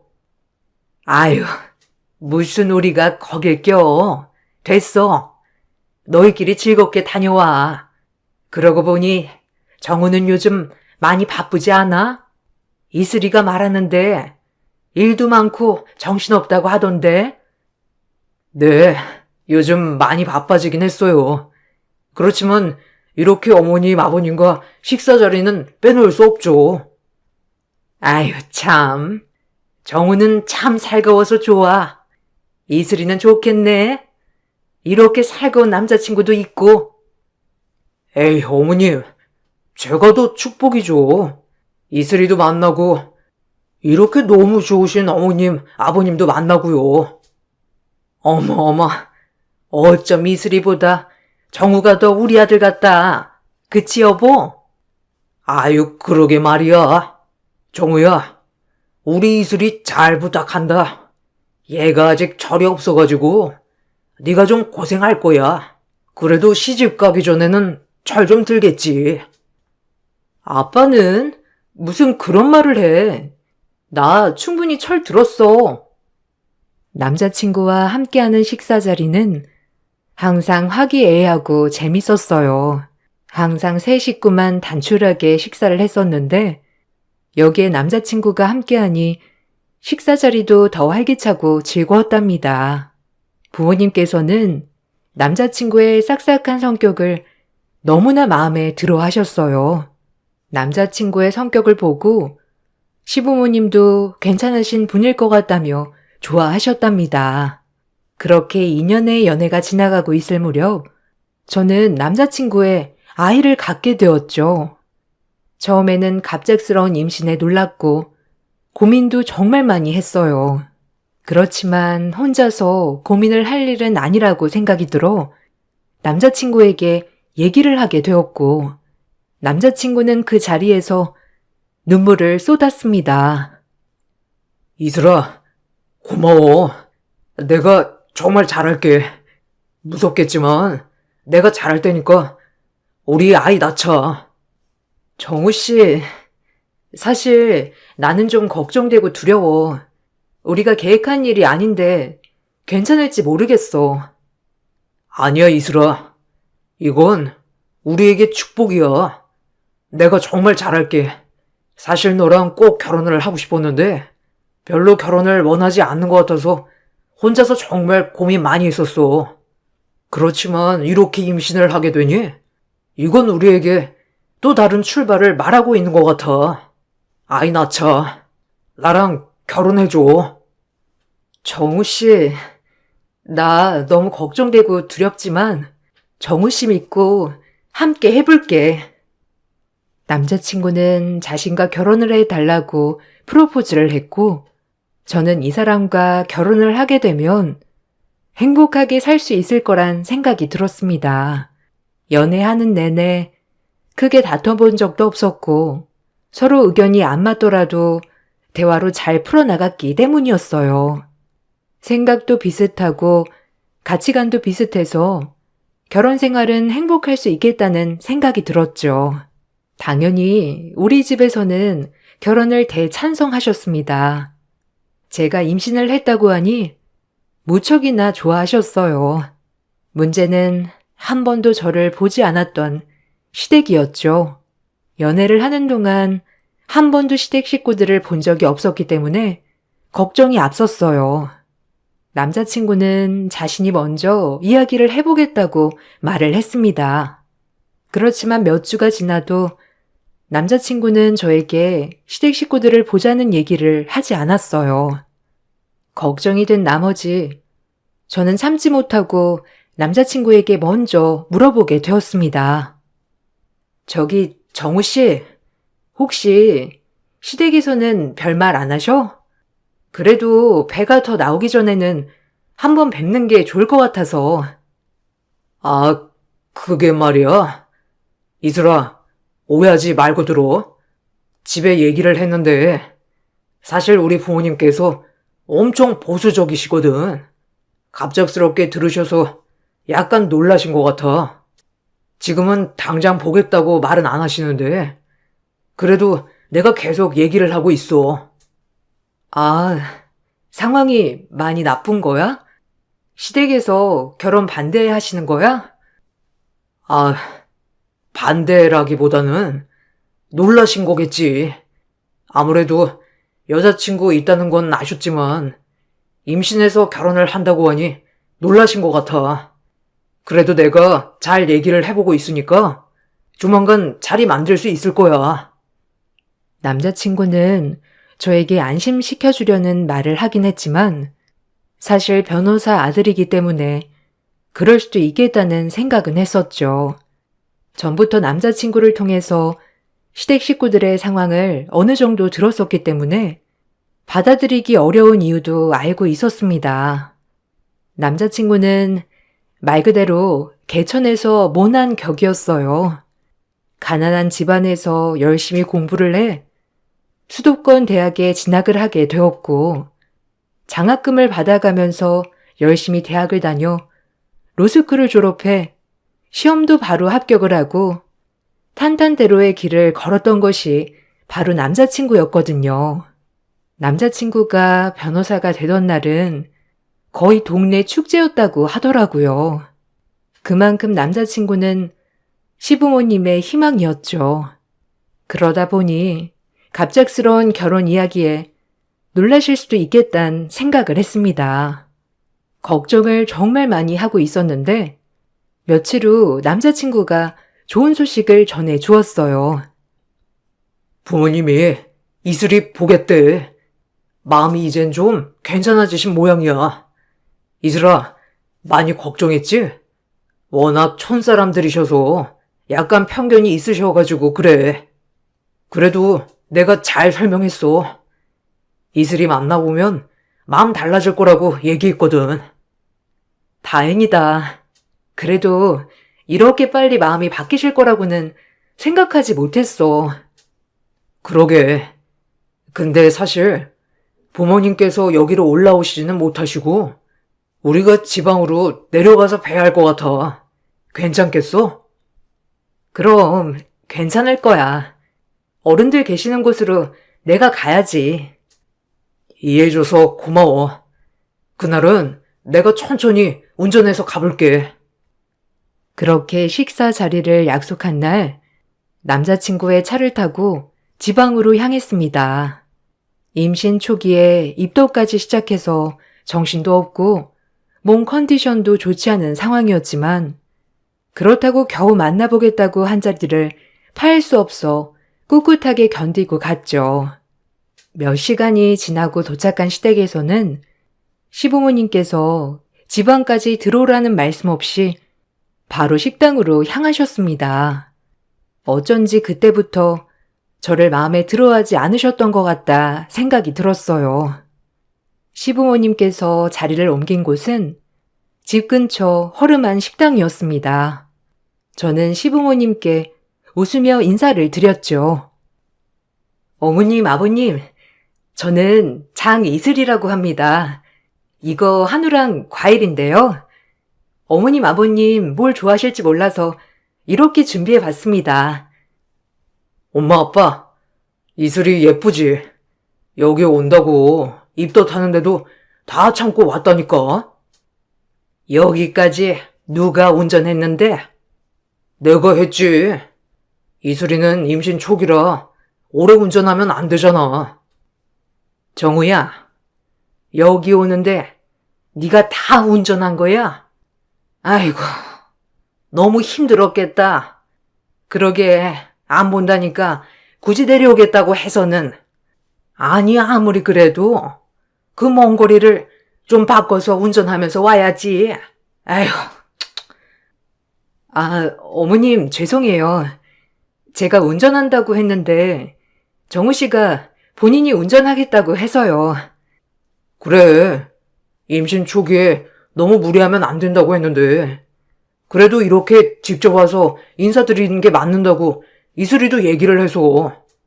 암튼 이건 이슬이가 고르고 골라서 사온 선물이니까 한번 봐봐. 그깟 운전 한번 한다고 몸이 나빠지니? 에휴, 하루 종일 일하느라 피곤한 애가 더 피곤하겠네. 엄마, 이슬이한테 뭐 궁금한 건 없어? 네, 어머님, 아버님. 궁금하신 거 편하게 물어보세요. 그런 건 없다. 네가 하도 한 번만 만나달라고 너무 말하길래 한 번 본 것뿐이야. 엄마랑 아빠는 이제 일하러 가야 하니까 먼저 가볼게. 시아버님은 그 자리에서도 아무런 말씀도 안 하셨고, 시어머님께서는 저의 말에도 별다른 대답을 하지 않으셨어요. 남자친구 혼자 고군분투하면서 분위기를 풀어보려고 했지만 잘 풀리지 않았고, 그렇게 어색한 식사 자리는 끝이 나게 되었습니다. 시부모님은 바쁘다며 가야겠다고 하고 바로 나가셨고, 저는 부랴부랴 인사를 했죠. 그렇지만 그 인사도 받아주지 않으신 채 아들한테만 살갑게 인사를 하고 나가셨습니다. 그때 저는 시부모님이 나를 정말 마음에 들어하지 않는다는 걸 알게 되었어요. 식사 자리가 끝나고 올라오는 내내 남자친구는 저에게 사과를 했습니다. 부모님께서 이렇게 하실 줄 정말 몰랐어. 미안해, 이슬아. 약간 충격이긴 하지만 괜찮아. 어느 정도 생각은 하고 있었어. 우리 엄마, 아빠가 약간 편견이 있으셔. 그래도 이번 한 번 봤으니까 다음에는 좀 더 편하게 볼 수 있지 않을까? 그러길 바라야지. 어머님, 아버님은 날 정말 별로 마음에 들어하는 건 아니셨어. 미안해. 엄마, 아빠가 약간 고지식하신 분들이라 그래. 어릴 적부터 아들이 최고라고 생각을 하시고 사셨다 보니 쉽게 바뀌지 않으신가 봐. 그래도 이렇게 만나러 나오셨으니 그것만으로도 수확이긴 하지. 앞으로는 내가 정말 노력을 해볼게. 오늘 정말 고마워. 고생 많았어. 입덧도 하는데 몸도 힘들었을 테고. 괜찮아. 그래도 이렇게 정우 씨 부모님 뵈니 다행이다. 큰 성과 없이 집으로 돌아오게 되었지만 그 이후의 앞날은 저도 예상하지 못했었죠. 집에 온 후 며칠 후 갑자기 저에게 시어머니가 전화를 하셨습니다. 처음에는 놀라서 받았는데 갑자기 저에게 만나자고 요청을 하시더라고요. 나 정우 엄마예요. 이번에 그쪽으로 올라갈 일이 있어서 올라가는데 혹시 만날 수 있어요? 네, 어머님. 저는 시간 괜찮아요. 어머님 편하신 곳에서 만나요. 아니요. 그냥 내가 데리러 갈게요. 운전하고 올라갈 거라서 가다 보면 점심은 넘을 텐데 점심 이후에 시간 되겠어요? 네, 괜찮습니다. 어머님 올라오시고 연락 주시면 저도 바로 맞춰서 나갈게요. 시어머니께서는 별말은 안 하시고 저에게 시간을 내서 보자고 하셨습니다. 그날 이후로 남자친구에게도 별다른 말이 없었다는 것을 들었었는데 갑자기 전화를 해 오셨다는 사실에 놀라서 바로 남자친구에게 전화를 해 이 사실을 얘기했죠. 정우 씨, 아까 누가 전화왔는지 알아? 어머님, 나한테 전화하셨어. 정말 깜짝 놀라가지고 사실 무슨 말을 했는지도 모르겠다. 아, 엄마가 전화번호 알려달라고 했는데 바로 전화했구나. 그래, 이슬이 한번 보면 그 매력에서 빠져나올 수가 없지. 그래서 내가 딱 한 번만 만나달라고 한 건데 벌써 엄마 마음을 휘어잡았나 보다. 그런가? 그래도 갑자기 시간 내서 만나자고 하시니 좀 걱정이 되긴 하네. 걱정돼? 아, 그러면 내가 같이 만날까? 엄마한테는 내가 전화해서 잘 말할게.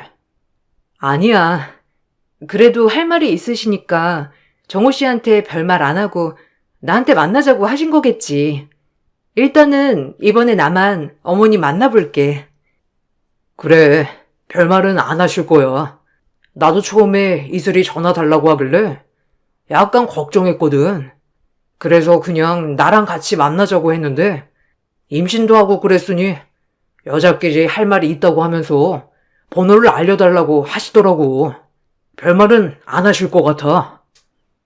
저는 남자친구의 말에 시부모님께서 나에 대한 생각이 약간은 풀리신 게 아닌가 생각이 들었습니다. 그렇게 약속을 한 날이 오게 되었고, 저는 시어머님과 만나게 되었습니다. 시어머니의 차를 타자마자 어딘가로 바로 이동을 하시더라고요. 어머님, 감사해요. 이렇게 만나자고 해주셔서.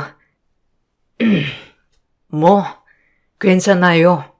나도 뭐 물어보려고 만나자고 한 거니까. 아, 무슨 하실 말씀이라도 있으신 거세요? 나는 정우 정말 힘들게 키웠어요. 정우 동생들도 있긴 하지만 정우는 더 어려운 시기에 낳아서 더 힘들게 키웠다고. 정우는 알아서 공부도 잘했고 학원 하나 보내지 않고서도 로스쿨까지 갈 수 있었어요. 이런 거 다 알고 있나요? 아, 네. 정우 씨에게 들었습니다, 어머님. 아버님께서도 정말 자랑스러워 하신다고요. 정우는 우리 집 자랑거리고 보물이에요. 정우가 공부만 해서 연애를 많이 해보지 않아. 아직 현실을 많이 몰라요. 그렇지만 똑똑한 아가씨는 현실을 잘 알고 있을 거라 생각을 해요. 네? 무슨 말씀을 하시는 건지 저는 잘 이해가 되지 않네요. 사실 처음 아들이 연애를 한다고 했을 때는 워낙 연애를 많이 안 해봐서 그냥 아무나 만나나 보다 생각을 했어요. 특히나 결혼이란 건 나도 전혀 생각하지 않았었고요. 그런데 갑자기 여자친구가 임신을 해서 결혼을 하겠다고 하니 나도 정우 아빠도 무척이나 놀랬어요. 아, 네, 이해합니다. 정우 씨가 한 번도 속 썩인 적 없다고 했어요. 맞아요. 한 번도 내 말에 반대한 적도 없었어요. 그런데 이번에 결혼을 반대한다고 하니 정우가 연을 끊겠다면서 얘기도 했어요. 네? 정우 씨가 가족들이랑 연 끊겠다고 했다고요? 그래요. 정우는 정말 착하고 순한 아들이었어요. 그런데 그쪽 만나고 나서는 달라졌어요. 시어머니는 차를 타고 이동하면서 계속해서 이야기를 하셨습니다. 아들을 정말 정성으로 키웠고 저와 연애를 시작하고 난 후로 아들이 변했다는 얘기를 하셨어요. 처음에 저에게 하는 얘기가 이런 게 맞나 싶었는데 시어머니의 차가 멈춘 곳을 보니 왜 그런 얘기를 꺼내셨는지 이해가 되었습니다. 시어머니는 산부인과 앞에 차를 세우셨어요. 나보다 더 소중한 아들이기 때문에 사실 아들이 고집을 부리면 어쩔 수 없이 들어줘야 하는 상황이에요. 그렇지만 그쪽은 똑똑하고 현실도 잘 알고 있으니 내 마음 이해할 거라 생각을 합니다. 네? 그게 무슨 말씀이신지. 아이, 지워줘요. 정우한테는 자연유산 되었다고 하고 제발 아이 지워줘요. 네? 저 그럴 수 없어요. 저희 이미 낳기로 결정을 했고 이거 바뀌는 일은 없을 거예요. 왜 바뀌지가 않아요? 이렇게 우리 사이가 좋지 않은데 억지로 결혼한다고 하면 행복할 것 같아요? 난 그쪽이 마음에 들지 않고 결혼을 하면 시집살이 고되게 시킬 겁니다. 그러니 지금부터 포기하고 각자의 길을 가자고요. 어머님, 이건 저랑 정우 씨가 결정한 일이에요. 아무리 얘기를 하셔도 저희는 나을 겁니다. 어른이 말하는데 뭐 하는 거야? 당장 내려! 계속해서 제가 거부를 하자 시어머님께서는 갑자기 소리를 지르시기 시작했어요. 이미 깜짝 놀란 상황에서 시어머님은 내려서 보조석 문을 활짝 열고선 제 머리채를 잡고 밖으로 끌어내셨죠. 어머님, 머리 놓으세요. 이렇게 하지 마시라고요. 어머님? 내가 왜 당신 어머님이야? 당장 가서 아이 지워. 네가 안 지우면 이렇게라도 괴롭혀서 떨어지게 해야겠어. 진정 좀 하시고 이건 좋은 방법이 아니에요, 어머님. 좋은 방법? 이게 제일 좋은 방법이지. 너랑 나는 이제부터 악연이다. 결혼한다고 해서 좋아질 것 같니? 너나 나나 서로를 위해서는 지금 치우는 게 맞는 일이야. 그러니까 고집 부리지 말고 당장 가. 어머님, 왜 자꾸 이러시는지 모르겠지만 조금만 진정하세요. 언감생심 누굴 넘보는 거야? 너랑은 이미 틀어진 사이야. 이렇게 고집해봤자 뱃속의 아기가 축복이나 받을 수 있겠니? 네 생각만 하지 말고 주변을 좀 보고 생각하라고. 시모는 제 머리를 두 손으로 꽉 쥔 채 병원으로 향하기 시작했어요. 임신을 하고 나서 며칠 동안 입덧에 고생을 하면서 기력이 떨어진 상황이라 시모의 행동에 저는 따라갈 수밖에 없었죠. 그러던 중 갑자기 누군가가 저의 이름을 부르며 소리를 지르는 것을 듣게 되었습니다. 바로 엄마였어요. 이슬아, 너 이게 뭐야? 당신 뭐야? 이건 놔! 아, 이 여자 엄마 되는 사람이에요? 잘 됐네. 나 정우 엄마입니다. 정우? 정우 어머님 되세요? 아니 근데 왜 우리 딸 머리채는 잡습니까? 아니 급도 낮은 애가 감히 저희 아들 애를 임신했다고 하는데 제가 이렇게 머리채 잡는 것으로 끝내는 게 다행이라고 생각해야죠. 딸 교육을 도대체 어떻게 시키셨길래 임신했다며 결혼하자고 졸라댑니까? 착각하시는 모양이신데요. 결혼은 그쪽 아드님이 먼저 하자고 한 겁니다. 그리고 결혼을 왜 부모님이 결정하나요? 그건 애들이 직접 결정을 할 일이지 부모가 결정할 일은 아닌데요. 그쪽 딸은 뭐 아무나 결혼해도 괜찮은 모양인데 저는 아닙니다. 변호사 아들이 꼴랑 사모직이랑 결혼한다는 게 말이나 된다고 생각하세요? 아니 능력이 있는 것도 아니고 그렇다고 해서 직업이 빵빵한 것도 아니고 제대로 갖춰진 거 하나 없는 애를 뭘 믿고 결혼을 시켜요? 전 절대 결혼 못 시킵니다. 거기다가 저기 뱃속에 있는 아기가 우리의 아이라는 걸 어떻게 믿냐고요? 뭐라고요? 그러니까 자기 아들보다 급이 낮은데 욕심 부리고 있다 이 말씀이신 건가요? 그나마 엄마는 좀 말이 통하네. 네, 저희 아들은 억대 연봉에 잘 나가는데 그쪽 따님은 사무직원이지 않습니까? 요즘은 의사처럼 변호사 사이 얻으려면 사무실 하나 정도는 내준다는데 그런 거나 가능하시긴 하겠어요? 시모는 말리는 엄마를 밀치고 저의 팔을 잡고 다시 산부인과로 들어갔습니다. 엄마는 잔뜩 화가 난 얼굴로 같이 올라오셨죠. 병원에 들어서자 모든 직원들이 일어나 인사를 하기 시작했어요. 시모는 잠시 당황한 듯 보였죠. 직원들은 엄마를 향해서 말을 시작했습니다. 아, 대표님, 어쩐 일로 여기까지 오셨어요? 원장님이랑 약속 있으신 건가요? 바로 불러드릴까요? 아니에요. 우리 딸이 임신을 했는데 요즘 통 몸이 안 좋아 보여서 그냥 잠시 들렸어요. 원장님, 지금 바쁘신가요? 아닙니다. 대표님 오셨다고 말씀드리겠습니다. 직원은 엄마에게 깍듯이 대했고 그 모습을 본 시어머니의 표정은 가관이었죠. 곧이어 원장님이 서둘러 나오시고는 반갑게 인사를 건네셨습니다. 아이고, 대표님. 어떻게 여기까지 찾아오셨나요? 진료 보시러 오셨나요? 저는 아니고 우리 딸아이가 임신을 하게 되어서요. 혹시 몸 상태 좀 볼 수 있을까 해서 와봤습니다.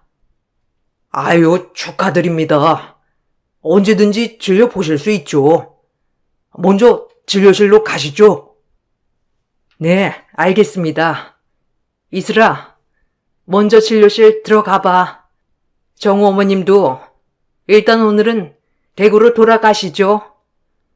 나중에 다시 만나 얘기하는 게 좋을 것 같은데 어떻게 생각하시나요?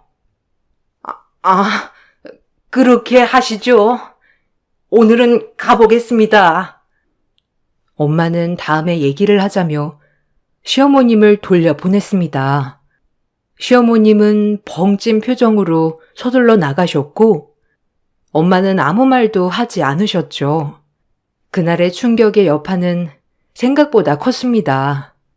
충격을 심하게 받아 저는 며칠을 열병을 앓게 되었고 그 후에 하혈을 시작했습니다. 결국에는 아이를 보내야 했죠. 임신 초기 상태였지만 몸도 마음도 매우 깊은 상처를 입게 되었어요. 유산 사실을 알고 난 남자친구는 집으로 찾아와 용서를 구하였습니다. 그렇지만 부모님께서는 이제는 당신들이 결혼을 허락해 줄 수 없다고 하셨죠. 어머님, 아버님, 죄송합니다. 저희 부모님께서 그렇게까지 하실 줄이야 생각도 못했습니다. 다 제 불찰입니다. 용서해 주세요. 우리 이슬이 내가 정말 귀하게 키웠어. 너희 집안 배경도 다 알고 있었지만 사람 됨됨이가 중요하지 잘 살고 못 살고는 별 문제가 아니라고 생각해서 결혼을 허락한 거였어. 근데 너희 부모님이 한 행동은 아무리 생각해도 용서가 안 돼. 이제 그만 우리 이슬이 만나게. 어머님, 죄송합니다. 제가 이렇게 빌게요. 저 이슬이 없으면 안 됩니다. 이슬이 한 번만 만나게 해주세요. 아니, 이슬이 유산하고 상처도 너무 크고 지금 만날 수 없으니 돌아가. 엄마와 아빠는 그날 이후 결혼을 반대하셨습니다. 어차피 시댁 쪽에서도 결혼을 반대하고 있으니 더 이상 진행은 어려울 것이라 생각을 했죠. 그런데 며칠 후 남자친구와 함께 시어머님께서 집으로 찾아오셨습니다. 엄마 아빠는 갑작스러운 상황에 문을 열어주었는데 시어머님의 태도에 정말 황당해 하셨죠. 아이고, 제가 이런 집안을 몰라보고 무례를 범했네요. 아니, 처음부터 이렇다고 말을 해줬으면 좋았을 것을 제가 잠시 실례를 했습니다. 여긴 어쩐 일로 오신 거죠? 이미 결혼 얘기는 끝난 걸로 아는데요. 아유, 끝나기는요. 저희 결혼 다 허락했습니다. 아들이 이슬이 없이는 안 된다고 성하라. 저희도 못 이기는 척 받아들이기로 했습니다. 그러니 따님과 결혼 진행하시죠. 갑자기 태도가 바뀌신 이유가 뭐죠? 산부인과에서 제가 대표라 불려서 그러신 건가요? 아이고, 아니에요. 제가 그렇게 찌든 사람도 아니고 그냥 갑자기 결혼한다고 하니 화가 나서 그랬던 겁니다. 그 점은 사과드립니다. 다만 우리 애가 이렇게 결혼을 원하는데 안 시킬 이유가 없지 않나요? 이유가 없다니요. 이제는 저희가 반대합니다. 저희는 그쪽 아드님과 저희 딸 결혼시킬 생각 추워도 없습니다. 절대 결혼은 반대하니 이제 그만 돌아가 주세요. 아유, 사돈. 다시 한번 생각해 주세요. 사실 엄마라면 이런 거 다 이해하시지 않습니까? 누구라도 갑자기 임신했다고 결혼하겠다고 하면 저처럼 행동했을 겁니다. 그러니 다시 한 번만 생각해 주세요. 그런 말씀 하시는 거 보니 그때 행동이 정당하다 생각하시는가 보네요. 더더욱이 안 되겠으니 돌아가세요. 시어머니는 그때 이후로 우리 집 뒷조사를 한 모양이었어요. 사실 저희 집은 부족하지 않을 정도로 잘 사는 집안이었습니다. 강남에도 건물 몇 채가 있을 정도였고 사업도 잘 되고 있었죠. 시어머니가 저를 데리고 갔던 병원 역시 엄마가 관리하고 있는 건물이었죠. 그 사실을 알고서는 시모의 태도가 싹 바뀌었던 것입니다. 엄마 아빠의 태도가 강경하자 시모는 갑자기 저에게 연락이 오기 시작했어요. 그렇지만 저 역시 더 이상의 결혼 진행은 어렵겠다 생각을 하고 있었던 찰나였죠. 나다. 몸은 좀 어떠니? 괜찮습니다. 근데 어떻게 연락 주셨어요? 아, 어떻게 연락하다니? 시어머니가 며느리한테 연락도 못하니? 이제 결혼 준비 슬슬 해야지. 아이는 나중에 다시 가지면 된다. 어머님, 저 정우 씨랑도 헤어졌고 결혼 안 할 겁니다. 그러니 그만 연락하세요. 헤어지다니? 너는 우리 가지고 장난한 거니? 갑자기 왜 그러시는지 모르겠지만 어머님 바람대로 저 아이 유산했고 정우 씨랑도 헤어졌습니다. 그러니 더 이상 연락하지 마세요. 됐다. 내가 다시 받아들이기로 했으니까 다시 만나렴. 나 때문이라면 신경 쓰지 않아도 된다. 아들이 그렇게 좋다고 하니 내가 쳐야지. 어머님, 아니 저기요 아주머님, 저 그쪽 아드님이랑 다시 만나고 싶지 않고요. 결혼도 안 한다고요. 그 난리를 겪고서도 만날 마음이 있겠어요? 사람 금 나누면서 평가는 집에 누가 시집을 가고 싶겠냐고요. 뭐? 너 지금 나한테 아주머니라고 했니? 나중에 어쩌려고 그러니? 내가 너 지금 몸이 안 좋으니 그런 거라 생각하고 한 번은 참으마. 참으실 필요 없습니다. 그리고 그 잘난 아드님 평생 옆에 끼고 살아보세요. 아, 그리고 아드님 오늘도 저희 집 앞에서 무릎 꿇고 빌고 있는데 그건 속상하시지 않으신가 봐요? 그게 무슨 소리냐?